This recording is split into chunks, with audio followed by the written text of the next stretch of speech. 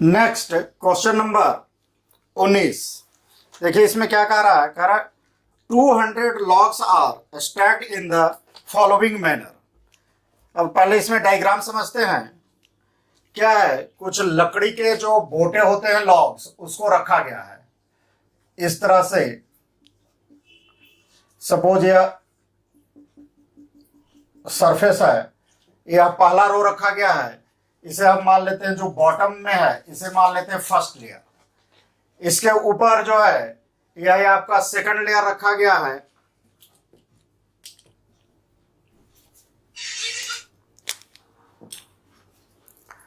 यह इसके ऊपर एक सेकंड लेयर रखा गया है, तो इसे मान लेते हैं सपोज A2 लेयर। और इसके ऊपर फिर एक लेयर रखा गया है इस तरह से A3 लेयर। इसी तरह से यह सीक्वेंस चलता चला गया है ऊपर की ओर। और यह दिया हुआ है कि इसमें जो टोटल नंबर्स ऑफ लॉग्स हैं, यह टोटल कितना है, टोटल्स जो है 200 है। और यह भी क्वेश्चन में दिया हुआ है कि जो बॉटम रो है उसमें 20 लॉग्स हैं, यानी बॉटम रो में यानी फर्स्ट रो में 20 लॉग्स हैं। और इसके बाद जो नेक्स्ट सेकंड है आपका, उसमें 19 रो है, लॉग्स हैं, उसमें 18 है। इस तरह से यह घटता हुआ आगे चला गया है। तो आपसे पूछा जा रहा है कि in how many rows are the 200 logs placed. तो कहता है कि इस तरह से अगर 20 से शुरू करते हुए और एक एक लॉग्स को कम करते हुए हम स्टैक करना शुरू करें, तो कितने नंबर ऑफ रो में जाके हम टोटल 200 लॉग्स को रख पाएंगे, पहला क्वेश्चन। और इसी क्वेश्चन का सेकंड पार्ट है कि जब इस तरह से 200 लॉग्स कंप्लीट हो जाएंगे, उस स्थिति में जो टॉप रो होगा, जो यह सपोज करिए कि टॉप रो बना, इसमें नंबर ऑफ लॉग्स क्या होगा, यही क्वेश्चन है। तो आइए इसे हम सॉल्व करते हैं।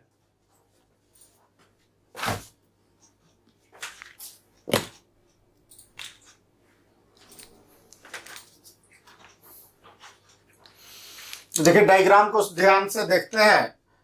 अब इसमें आइए, according to question,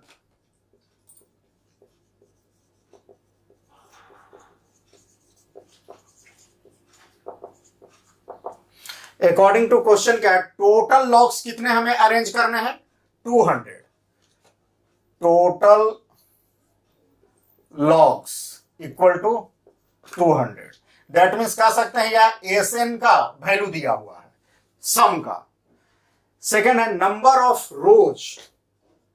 number of रोज हमें ज्ञात करना है।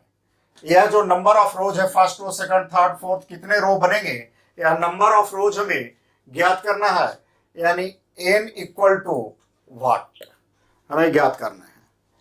और देख सकते हैं इसमें कि जो बॉटम रो, अब हम क्या मानते हैं, बॉटम रो को फर्स्ट रो मान लेते हैं। बॉटम रो को फर्स्ट रो मानते हैं, तो इसमें लिखा number of logs in bottom row, that is first row हम कहते हैं इसे क्या कहते हैं, first row, from bottom to top. इसमें कितना है हमारा 20 है। और इसी तरह से number of logs in second row हम क्या लिखेंगे, फ्रॉम बॉटम टू टॉप 19। इसी तरह से थर्ड रो में क्या आएगा हमारा 18।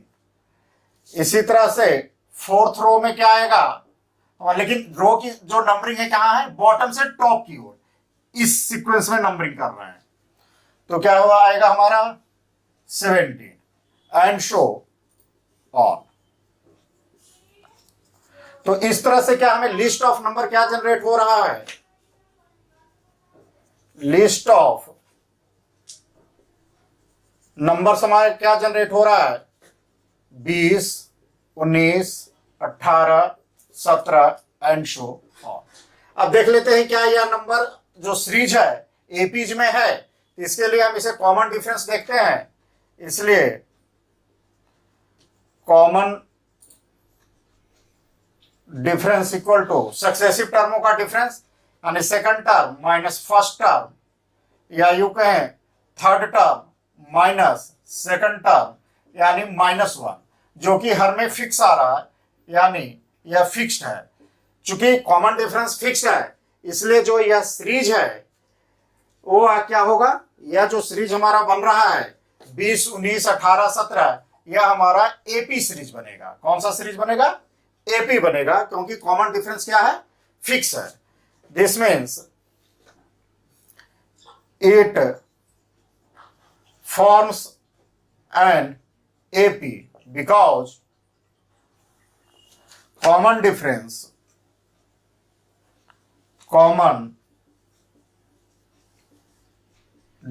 is fixed या सेम कह सकते हैं। अब जब कॉमन डिफरेंस फिक्स्ड हो गया तो अब आइए देखिए इस सीरीज के लिए हम क्या ज्ञात कर सकते हैं। फर्स्ट टर्म का वैल्यू क्या हो जाएगा हमारा? 20 हो जाएगा। और क्या हो जाएगा? कॉमन डिफरेंस डी का वैल्यू क्या हो जाएगा? -1 हो जाएगा। नंबर ऑफ टर्म्स हमें पता करना है, नंबर ऑफ टर्म्स ज्ञात नहीं है, और सभी टर्मों का योग दिया हुआ है कितना, क्योंकि हमें कितने लॉग्स को अरेंज करना है? 200, यानी एसएन का वैल्यू कितना दिया हुआ है हमारे पास? 200। अब आइए इसे हम फार्मूला से के मदद से इस एन का वैल्यू ज्ञात करते हैं। तो फार्मूला आइए इसे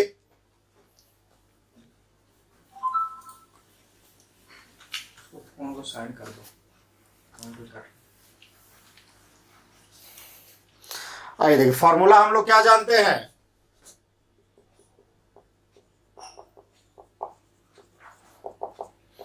SN equal to n/2 2a plus n-1 into D.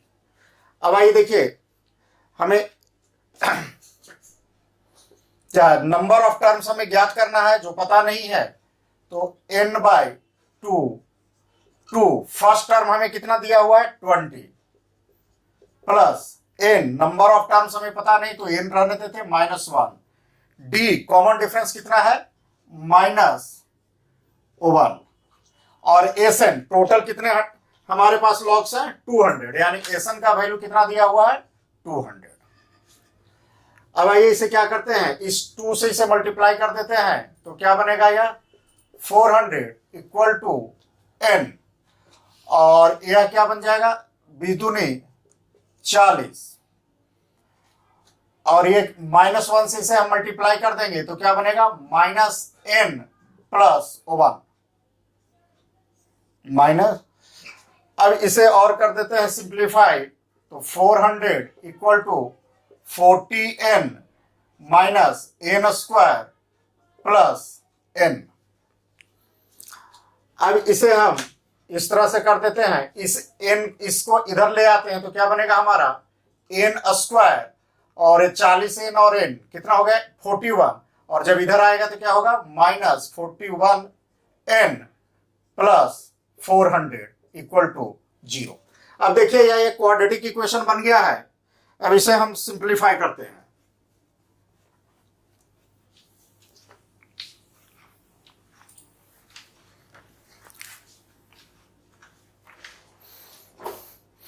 तो आइए देखिए अब इस क्या करेंगे, फर्स्ट टर्म और लास्ट टर्म को मल्टीप्लाई करके ब्रेक करेंगे, जो कि हमें ऐड या सब्ट्रैक्ट करने पर 41 आ जाते हैं। तो ये देखिए 400 को हम क्या कर लेते हैं, 25 और 16 करते हैं, तो आ जाएगा हमारा, यानी n² minus 25n minus 16n plus 400 equal to 0। अब आइए देखिए क्या बना हमारा, इसमें n कॉमन ले लेते हैं, तो n माइनस 25 माइनस 16 कॉमन ले लेते हैं, तो 16 n माइनस 25 इक्वल टू 0। अब देखते हैं यहां पर दो टर्म बन गया, फर्स्ट टर्म और सेकंड टर्म। ये दोनों में n माइनस 25 कॉमन निकाल लेते हैं, तो यहां क्या बनता है n माइनस 16 इक्वल टू 0। अब इसे पहली बार करते हैं तो क्या आएगा, n माइनस 25 को हम इधर रख लेते हैं और इसे राइट साइड करते हैं, यानी 0 अपॉन n माइनस 16, यानी n माइनस 25 इक्वल टू 0, इसलिए n इक्वल टू 25। सिमिलरली यदि हम n माइनस 16 को लेफ्ट साइड रखें तो क्या बनेगा, n माइनस 16 और यह क्या होगा 0 डिवाइडेड बाय n माइनस 25, यानी n माइनस 16 इक्वल टू 0, इसलिए n इक्वल टू 16। अब देखिए हमारे पास n का दो फॉर्म वैल्यू आ रहा है, एक 25 आ रहा है और एक 16 आ रहा है, इसे अब चेक करना है। किंतु ध्यान दीजिए एक बात और यहां पे हम बताते हैं, ये जो क्वाड्रेटिक इक्वेशन को हमने ब्रेक किया है, इसको ये आप भी ब्रेक करते होंगे, तो इसमें देखिए छोटा सा ध्यान देने वाली बात है कि इसको कैसे ब्रेक करते हैं। आइए इसको रफ में देख, हमें कितना को ब्रेक करना था, 400 को, इसी 400 को ब्रेक करना था। तो आप सिंपली क्या करिए, जिसे ब्रेक करना है यानी मल्टीप्लाई करने के बाद जो आए, यानी इधर तो 1 है और इधर 400 है, तो मल्टीप्लाई करेंगे तो 400 ही आएगा। तो जो मल्टीप्लाई है 400 मल्टीप्लाई 1 कर लीजिए। अब देखिए इसे ऐड करने के बाद आपको देखते रहना है कि बीच का टर्म आ रहा है कि नहीं, यह सब ट्रैक करने नहीं आ रहा है। अब इसे क्या करिए, इसे 2 से मल्टीप्लाई डिवाइड करिए, तो इसे 2 से डिवाइड करेंगे तो क्या होगा 200, और जितने से इसे डिवाइड करें उतने से इसे मल्टीप्लाई करें तो इसका हो जाएगा 2। अब 202 अभी भी नहीं आ रहा है, इसे फिर 2 से डिवाइड करें तो क्या बनेगा 100, और इसी 2 से इसे मल्टीप्लाई कर दीजिए तो 4, 104, अभी 41 है, नहीं आ रहा है। फिर इसी 100 को मल्टीप्लाई करते हैं, 2 से डिवाइड करते हैं तो 50, और इसे मल्टीप्लाई करेंगे 8, अभी 58 आ रहा है, नहीं बन रहा है। अब इस देखते हैं 50 को और डिवाइड करके, 2 से करते हैं यदि हम डिवाइड तो बनता है 25, और ये क्या होता है 8 दूनी 16। अब देखिए 25 और 16 का ऐड करते हैं, 6 5 11 और ये 41 आ रहा है, और चूंकि मल्टीप्लाई इसी का है इसीलिए हम इसे आसानी से ब्रेक कर सकते हैं इस मेथड से। अभी इस ब्रेक के मेथड को रहने देते हैं यहीं पे, अब इसे आगे के लिए चलते हैं।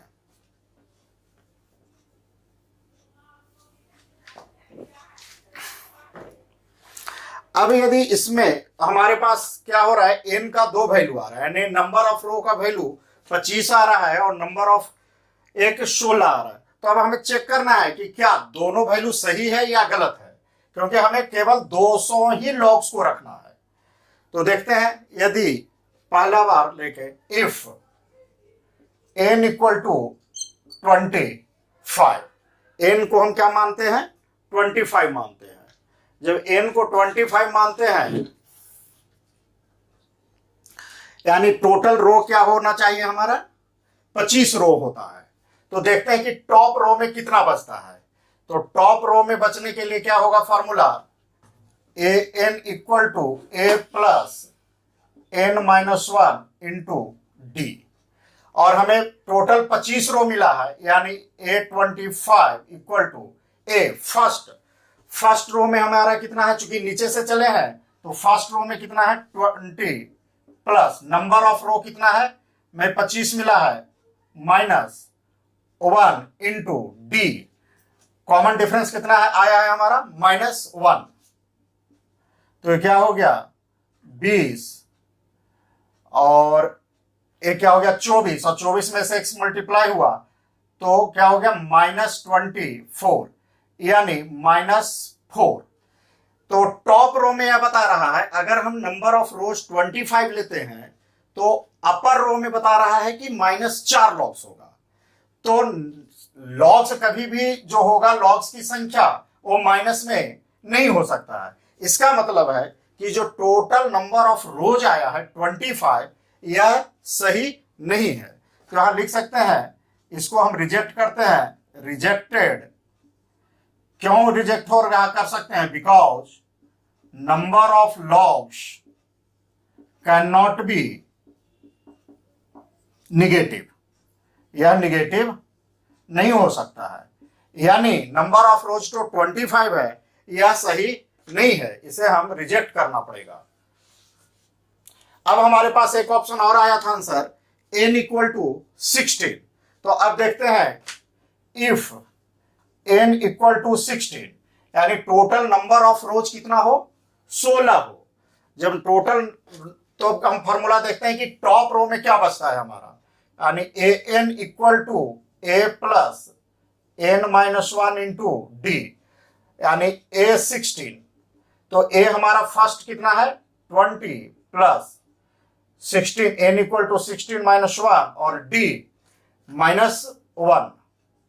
तो अब ये क्या आ गया 20 और ये 16 में से एक चला गया तो कितना बच गया 15, और 15 में से 1 से गुना हो गया -15, यानी 5 रोज। तो ये सही लग रहा है, ये बता रहा है कि जो टॉप रो में है कितना लॉक्स बच रहे हैं, 5 लॉक्स बच रहे हैं।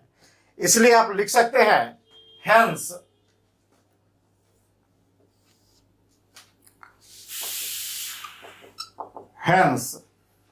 Number of